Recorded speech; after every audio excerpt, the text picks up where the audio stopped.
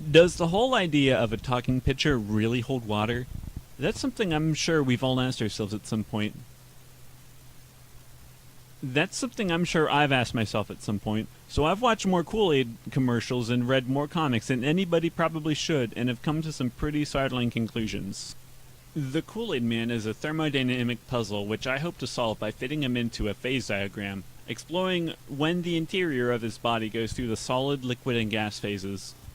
Kool-Aid Man's first data point is his classic liquid phase at 298 Kelvin and 180 m of pressure. This is the state where we most frequently see him in, and surprisingly he retains this phase at temperatures few other liquids can. In our next example we see just that, with Mr. Kool-Aid flying through space, which, as he says, is the only way to fly. Generally, a liquid would evaporate at such low temperatures, but perhaps his, fluids contain some particularly strong colligative properties. Whatever it is sure seems to be depressing his freezing point. Here he states he is climbing Mount Berry, which is a real-world location, making it easy to estimate the temperature and pressure at the peak. The catch is that the real Mount Berry is located in Antarctica, so for the sake of simplicity we're going to assume the strawberries are part of the story's artistic license, much as the sun with the face on it. Looking carefully at the top of his pitcher reveals he does not actually have any ice remaining, suggesting that at low temperatures and pressure his ice will actually melt. In that very same issue of Adventures of Kool-Aid Man number 4, our hero faces off against the memorable villain Scorch, who is hot enough to set trees on fire, so he must be at least 1,385 Kelvin, and he can supposedly even heat himself up to melt gold. He is defeated when he is doused in Kool-Aid. Even though it seems as if he's covered in liquid Kool-Aid, it's actually the Leidenfrost effect in action.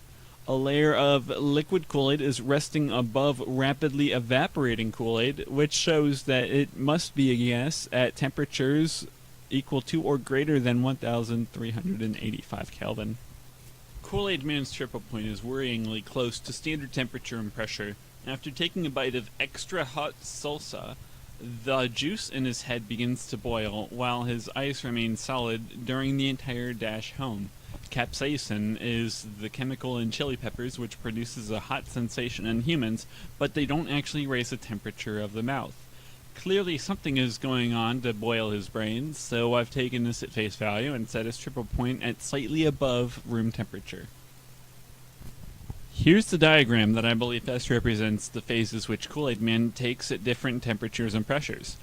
His solid state is on the top left in blue, raspberry, his gas phase is in grape, and liquid on the bottom in cherry. I couldn't find anything to suggest when he would transition from solid to gas, so I've represented the range of conditions where he might sublime in lemon lime. Obviously, this diagram does not represent any real-world substance, so the only conclusion I can draw from this very scientific analysis is that no, unfortunately, the Kool-Aid Man does not hold water.